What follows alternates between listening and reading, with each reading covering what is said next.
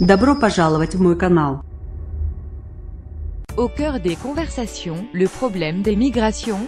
Ce n'est absolument pas ce que voulaient montrer les Britanniques, dans cette prestigieuse académie militaire de Sandhurst, par laquelle sont passés les deux princes Harry et William, mais aussi James Blunt ou Ian Fleming, tout de même.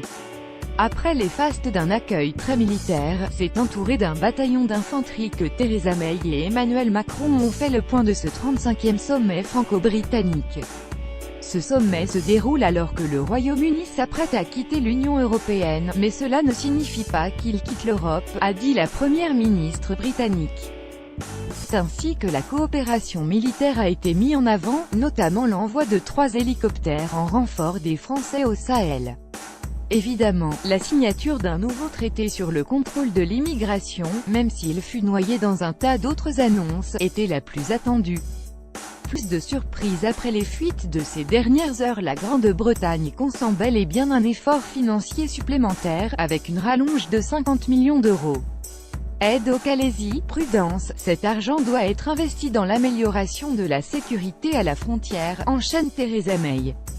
Tout comme nous investissons pour nos frontières dans le reste du Royaume-Uni, il est normal de surveiller en permanence si nous pouvons renforcer les contrôles en France et en Belgique, pour s'assurer qu'ils soient aussi sécurisés que possible. Rien à voir avec une éventuelle participation du Royaume-Uni au développement économique du Calaisis, comme annoncé en début de journée. À ce propos, Emmanuel Macron dit plutôt qu'il s'agit plutôt d'ouvrir des discussions. Prudence.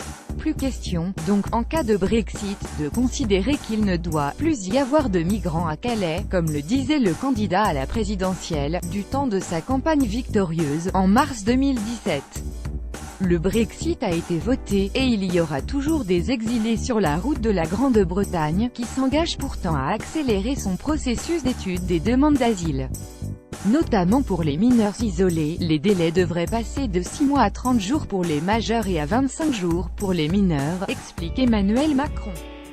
C'est un point essentiel d'une gestion efficace et humaine du problème des migrations. En tout cas, l'heure est au rapprochement. Le Brexit n'empêchera jamais un très haut niveau de coopération entre la Grande-Bretagne et la France, conclut le président français.